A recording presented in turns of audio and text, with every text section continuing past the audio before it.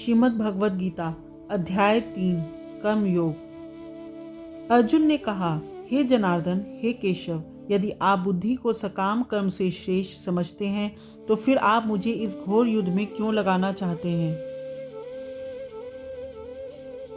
आपके व्यामिश्रित अनेकार्थक उपदेशों से मेरी बुद्धि मोहित हो गई है, अतः कृपा करके निश्चय पूर्वक मुझे बताएं कि इनमें से मेरे लिए सर्वाधिक श्रेयस्कर क्या होगा। श्री भगवान ने कहा, हे निष्पाप अर्जुन, मैं पहले ही बता चुका हूं कि आत्म साक्षात्कार का प्रयत्न करने वाले दो प्रकार के पुरुष होते हैं। कुछ इसे ज्ञान योग द्वारा समझने का प्रयत्न करते हैं तो कुछ भक्तिमय सेवा के द्वारा।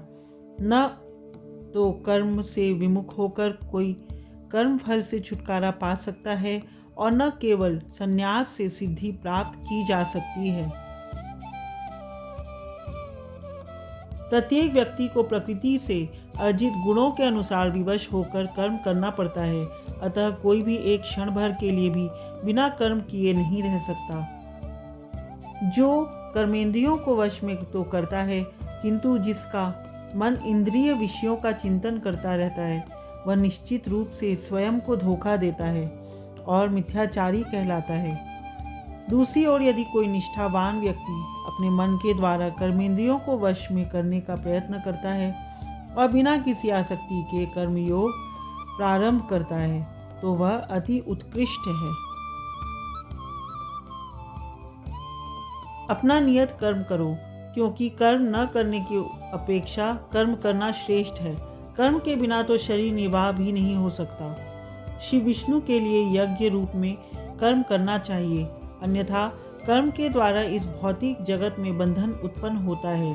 अतः हे कुंती पुत्र, उनकी प्रसन्नता के लिए अपने नियत कर्म करो, इस तरह तुम बंधन से सदा मुक्त रहोगे। सृष्टि के प्रारंभ में समस्त प्राणियों के स्वामी प्रजापति ने विष्णु के लिए यज्ञ सहित मनुष्यों तथा देवताओं की संततियों को रचा और उनसे कहा, तुम इस यज्ञ से सुखी रहो, क्योंकि इसके करने से तुम्हें सुखपूर्वक रहने तथा मुक्ति प्राप्त करने के लिए समस्त वांछित वस्तुएं प्राप्त हो सकेंगी। यज्ञों के द्वारा प्रसन्न होकर देवता तुम्हें भी प्रसन्न करेंगे और इस तरह मनुष्यों तथा देवताओं के मध्य सहयोग से सबों को संपन्नता प्राप्त होगी। जीवन की विभिन्न आवश्यकताओं की पूर्ति करने वाले विभिन्न देवता यज्ञ संपन्न होने पर प्रसन्न होकर तुम्हारी सारी आवश्यकताओं की पूर्ति करेंगे, किंतु जो इन उपहारों को देवताओं को अर्पित किए बिना भोगता है वह निश्चित रूप से चोर है। भगवान के भक्त सभी प्रकार के पापों से मुक्त हो जाते हैं, क्योंकि वे यज्ञ में अर्पित किए भोजन को ही खाते हैं। अन्य लोग जो अपने इंद्रिय सुख के लिए भोजन बनाते हैं वे निश्चित रूप से पाप खाते हैं। सारे प्राणी अन्न पर आश्रित हैं। जो वर्षा से उत्पन्न होता है, वर्षा यज्ञ संपन्न करने से होती है और यज्ञ नियत कर्मों से उत्पन्न होता है। वेदों में नियमित कर्मों का विधान है और ये वेद साक्षात श्री भगवान पर ब्रह्म से प्रकट हुए हैं। फलतः सर्वव्यापी ब्रह्म यज्ञ कर्मों में सदा स्थित रहता है।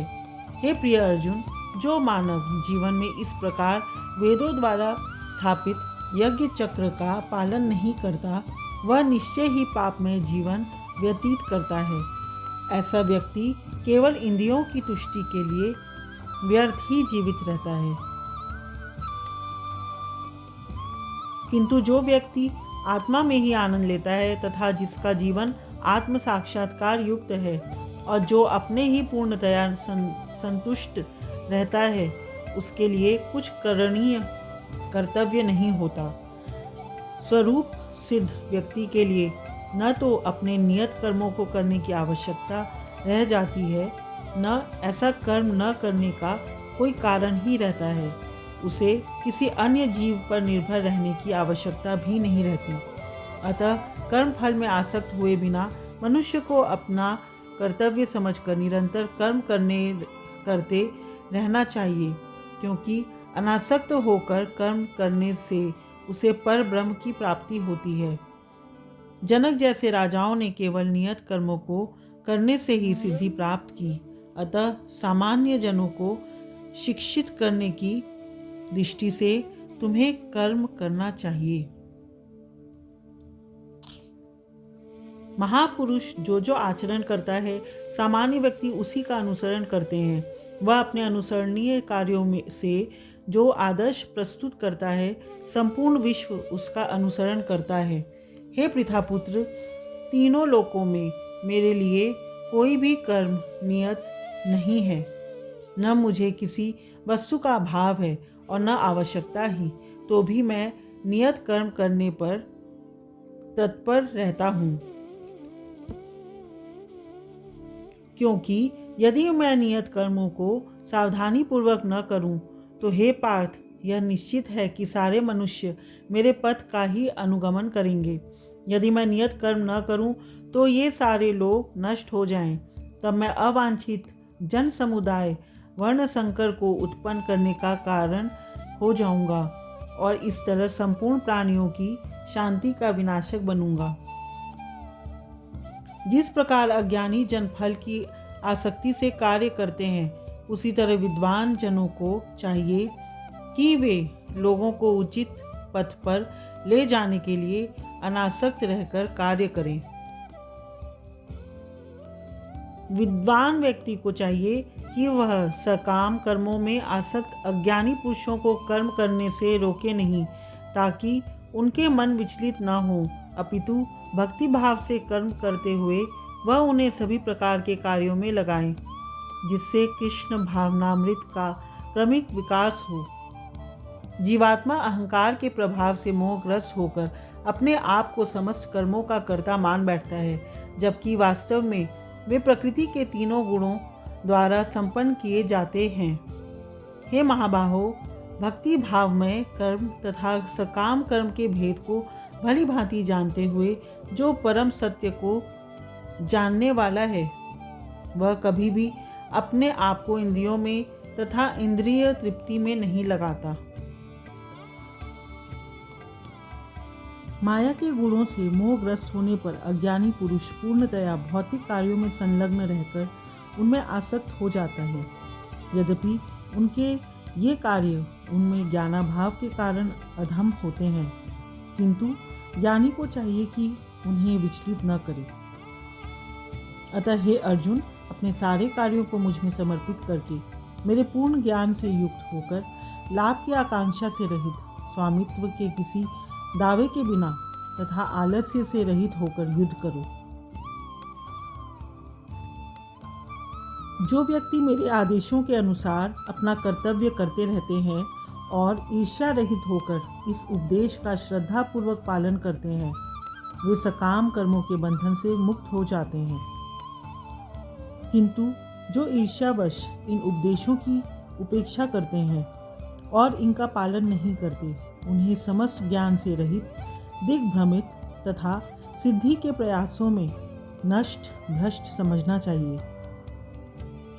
ज्ञानी पुरुष भी अपनी प्रकृति के अनुसार कार्य करता है, क्योंकि सभी प्राणी तीनों गुणों से प्राप्त अपनी प्रकृति का ही अनुसरण करते हैं।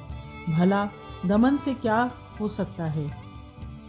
प्रत्येक इंद्रिय तथा उसके विषय से संबंधित राग द्वेष को व्यवस्थित करने के नियम होते हैं।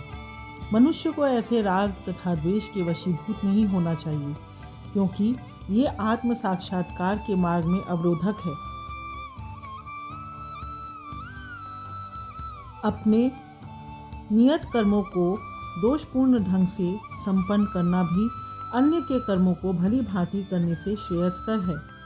स्वीय कर्मों को करते हुए मरना पराये कर्मों में प्रवृत्त होने की अपेक्षा श्रेष्ठतर है, क्योंकि अन्य किसी के मार्ग का अनुसरण भयावह होता है।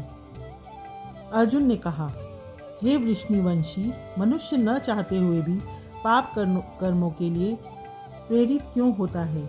ऐसा लगता है कि उसे बलपूर्वक उनमें लगाया जा रहा है।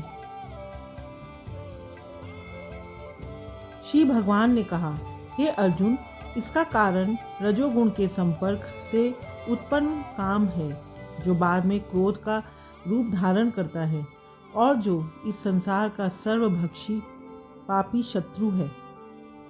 जिस प्रकार अग्नि धुएं से, दर्पण धूल से अथवा भ्रूण गर्भाशय से आवृत रहता है, उसी प्रकार जीवात्मा इस काम की विभिन्न मात्राओं से आवृत रहता है। इस प्रकार ज्ञान में जीवात्मा की शुद्ध चेतना उसके काम रूपी नित्य शत्रु से ढकी रहती है, जो कभी भी तुष्ट नहीं होता और अग्नि के समान जलता रहता है। इंद्रियां, मन तथा बुद्धि इस काम के निवास स्थान हैं। इनके द्वारा यह काम जीवात्मा के वास्तविक ज्ञान को ढककर उसे मोहित कर लेता है। इसलिए हे भरतवंशियों में मुनि श्रेष्ठ अर्जुन, प्रारब्ध में ही इंद्रियों को वश में करके इस पाप के महान प्रतीक का दमन करो और ज्ञान तथा आत्म साक्षात्कार के इस विनाशकर्ता का वध करो।